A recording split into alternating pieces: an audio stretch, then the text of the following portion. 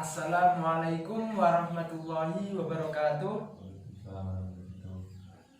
Sebelum pembelajaran kita mulai, marilah kita berdoa terlebih dahulu. Semoga pembelajaran kali ini mendapat barokah dari Allah dan bermanfaat bagi kita semua. Berdoa mulai. Bismillahirrahmanirrahim. Alhamdulillahirabbil alamin. Ar-Rahmanir-Rahim. Maliki yaumiddin. Iyyaka na'budu wa iyyaka nasta'in. Ihdinas siratal mustaqim. Siratal ladzina an'amta 'alaihim ghairil maghdubi 'alaihim waladdallin. Bismillahirrahmanirrahim. Wal asri innal insana lafi khusrin illa alladzina amanu wa 'amilus solihati wa tawasaw bil haqqi wa tawasaw bis sabr. Berdoa selesai. Nah, selanjutnya adalah materi yang kemarin, yaitu tentang najis mughaladah. Apa yang disebut najis mughaladah? Masih ingat enggak? Yaitu najisnya babi dan celeng. Oh ya, betul. Najis mughaladah adalah najisnya babi dan celeng.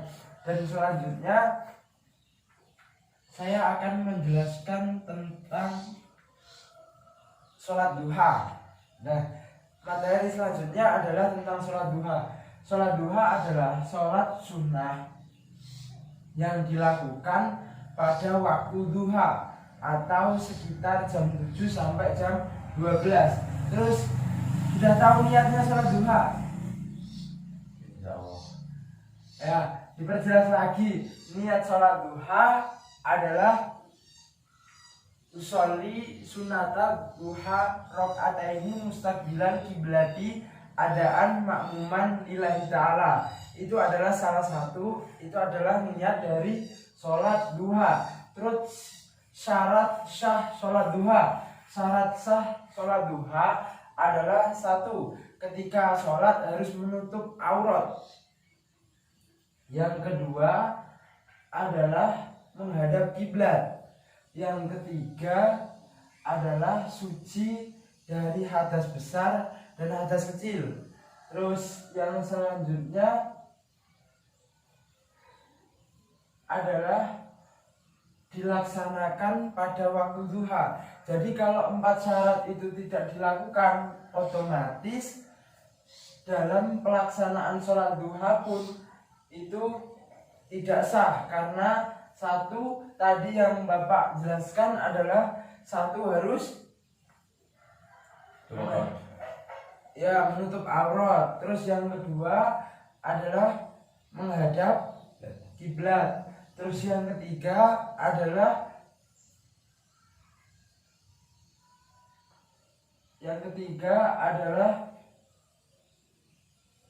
pada waktu duha. Terus yang keempat adalah suci dari hadas besar dan hadas kecil. Itu adalah syarat sahnya sholat duha. Terus tata cara dari sholat duha adalah seperti kita melakukan sholat wajib. Jadi kalau tata caranya hampir sama. Yang pertama adalah satu, niat takbiratul ihram. Terus yang kedua adalah membaca Al-Fatihah untuk wajibnya. Terus yang kedua adalah membaca surat-surat yang ada dalam Al-Quran. Terus tapi diutamakan adalah wadduha.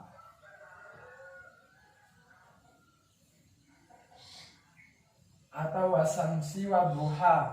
Terus selanjutnya setelah itu adalah ruku. Jadi terus habis membaca surat surat-surat dalam Al-Quran adalah melakukan ruku. Setelah itu bangun dari ruku, terus sujud kembali. Jadi tata caranya itu sama dengan sholat biasa, tetapi pada waktunya itu yang berbeda. Kalau sholat wajib mungkin dikerjakan kalau subuh jam 4, terus kalau siang jam 12. Jadi kalau sholat duha itu dilakukan sekitar jam 7 sampai jam 11. Itu sholat duha. Jadi kalau tata caranya itu hampir sama dengan sholat wajib untuk tata caranya. Terus manfaat yang dapat kita ambil dari sholat duha adalah salah satunya, kalau kita mampu mengerjakan sholat duha, otomatis itu adalah suatu hal yang mendekatkan kita kepada Allah. Terus yang kedua adalah diampuni dosanya. Jadi seseorang yang mampu istiqomah akan melakukan sholat duha, dia akan diampuni segala dosa-dosanya. Terus yang ketiga adalah orang yang mampu melaksanakan sholat duha akan dibangunkan rumah di surga. Jadi Allah pun telah menjamin seseorang yang bisa istiqomah sholat duha itu dijamin di dunia pun tak akan mati kelaparan. Jadi sholat duha itu adalah melapangkan rezeki juga. Manfaatnya adalah salah satunya adalah melapangkan rezeki dari seseorang. Jadi insya Allah kalau adik-adik rajin sholat duha, khusyuk dalam sholat duha, bisa istiqomah, insya Allah suatu saat akan menjadi orang yang sukses, tidak kekurangan harta. Hati pun ketika bisa istiqomah sholat duha akan menjadi tenang karena lebih dekat sama Allah. Jadi adik-adik harus mampu untuk melaksanakan kalau bisa sholat duha agar Allah lebih cinta ke kalian dan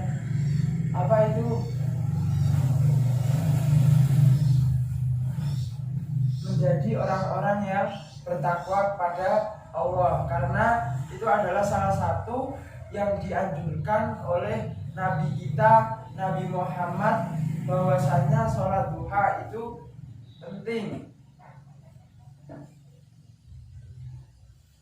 Terus dari hukum sholat duha adalah sunnah. Jadi hukum sholat duha adalah sunnah. Sunnah adalah ketika dikerjakan mendapat pahala, bila ditinggalkan tidak mendapat apa-apa. Jadi lebih baik kita kerjakan, karena kalau kita kerjakan otomatis kita akan dapat pahala. Terus untuk doa sholat duha sudah hafal? Nah, doa sholat duha kalau yang biasa doa sholat duha adalah Bismillahirrahmanirrahim. Allahumma inna duha'uka wa baha'uka wa jamala jamaluka wa quwata quwatuka wa qudrata qudratuka wa ismata ismatuka. Allahumma in kana rizqi fis samai fa'anzilhu wa in kana fil ardi fa'aridhu wa in kana haraman fatahhirhu wa in kana ba'idan faqaribhu bihaqqi duhaika wa bahaika wa jamalika wa quwatika atimima ataita ibadaka sholihin. Itu adalah doa sholat duha. Jadi di buku-buku adik-adik itu kan sudah ada bacaan untuk sholat duha. Tolong kalau bisa dihafalkan, biar nanti kalau sesudah sholat duha bisa menghafalnya. Terus untuk rokaat dari sholat duha adalah paling sedikit adalah 2. Terus paling banyak adalah 11. Kok 11?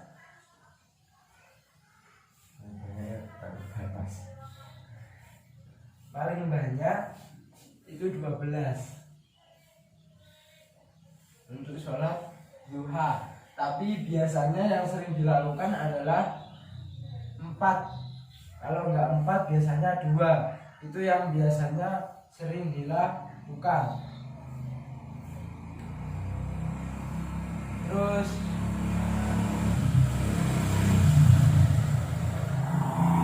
dari pembelajaran yang kita sampaikan tadi, bahwasanya mengapa kita mempelajari tentang tata cara sholat duha, agar adik-adik di sini mampu mengamalkan dan mengistiqomahkan dari sholat duha. Jadi harus ditanamkan pada diri kita agar bisa melaksanakan seperti sholat-sholat sunnah. Jadi adalah salah satu wadah untuk mendekatkan kita kepada Allah. Jika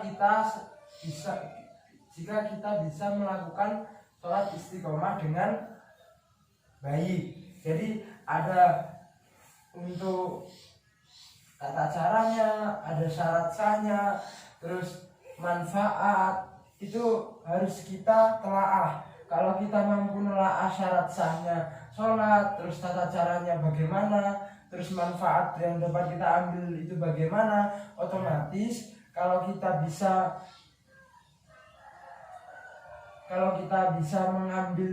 bisa belajar syarat sah, tata cara, manfaat, otomatis itu akan jadi motivasi. Jadi untuk kita melaksanakan sholat duha, dan adalah tentang tata cara, di mana tata cara itu sangat penting karena bagaimana kita melaksanakan, terus syarat sahnya. Kalau kita nggak melakukan syarat sahnya, otomatis kita sholatnya nggak akan sah. Jadi itu adalah pondasi umum. Jadi niat, terus syarat sahnya. Jadi syarat sahnya sholat itu ada 4. Terus tata caranya, terus manfaat, hukum. Jadi kalau kita sudah mempelajari ini dan kita bisa paham sebagaimana betul tentang materi kali ini, otomatis kita akan termotivasi untuk melaksanakan sholat duha. Jadi adik-adik harus bisa menanamkan tentang istiqomah. Jadi harus bisa melaksanakan sholat duha dengan istiqomah.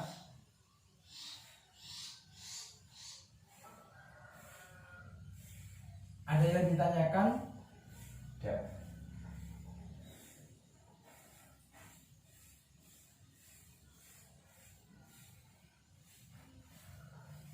Nah, dari penjelasan Bapak tadi mengenai bab sholat duha harus bisa kita lakukan agar kehidupan kita menjadi seorang yang lebih baik. Jadi seorang yang mampu istiqomah sholat duha pasti ada perubahan dalam hidupnya, menjadi orang yang bisa tekun, bisa lebih mendekatkan kepada Allah. Itu adalah salah satu hikmah yang dapat kita dapatkan dari sholat duha. Jadi saya pesan ke adik-adik agar bisa melaksanakan sholat duha dengan istiqomah. Kalau kita bisa istiqomah, insya Allah di kehidupan dunia pun kita akan terjamin, dan di akhirat pun insya Allah kita akan dijamin juga. Terus yang sangat penting adalah kalau kita selaku di dunia adalah kita lebih bisa mendekatkan diri kepada Allah karena lewat sholat duha tadi. Jadi orang-orang yang lagi sibuk bekerja, orang-orang yang lagi sibuk belajar, kita tidak melupakan Allah kalau kita bisa melaksanakan sholat duha di jam 7 sampai jam 11. Jadi keistimewaan tersebut adalah bagian dari motivasi adik-adik untuk agar termotivasi dalam melaksanakan sholat duha.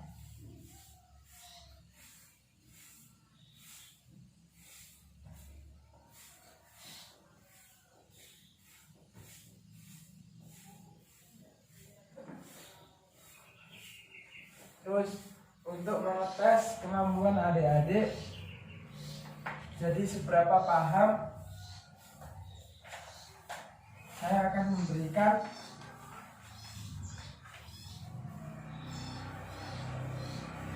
contoh soal sedikit.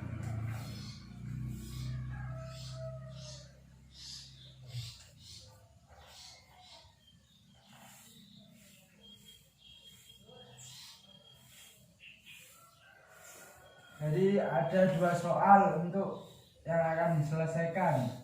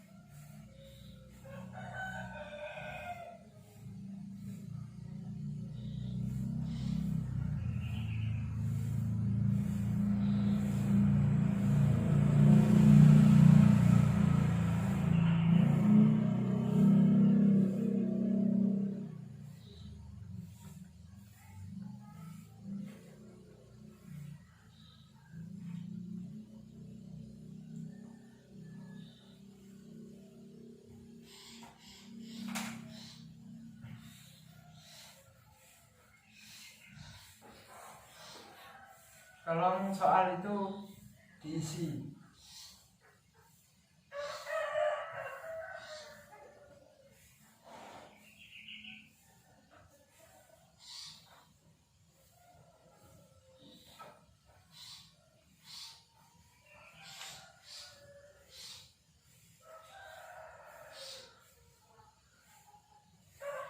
Sudah, terus dikumpulkan.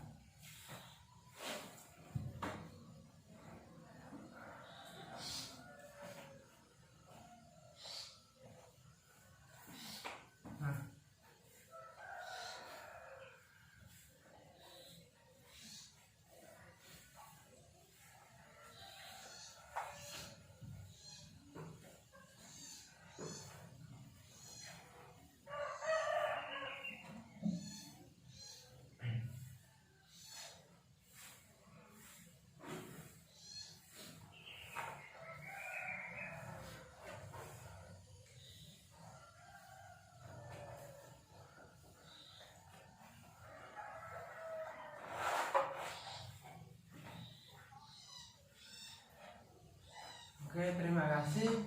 Pembelajaran kali ini kita akhiri dulu. Semoga pembelajaran hari ini mendapat barokah dari Allah dan mendapat manfaat agar kita bisa melakukan sholat duha dengan istiqomah. Sudah, kurang lebihnya Bapak mohon maaf. Sebelumnya kita berdoa terlebih dahulu agar pembelajaran kita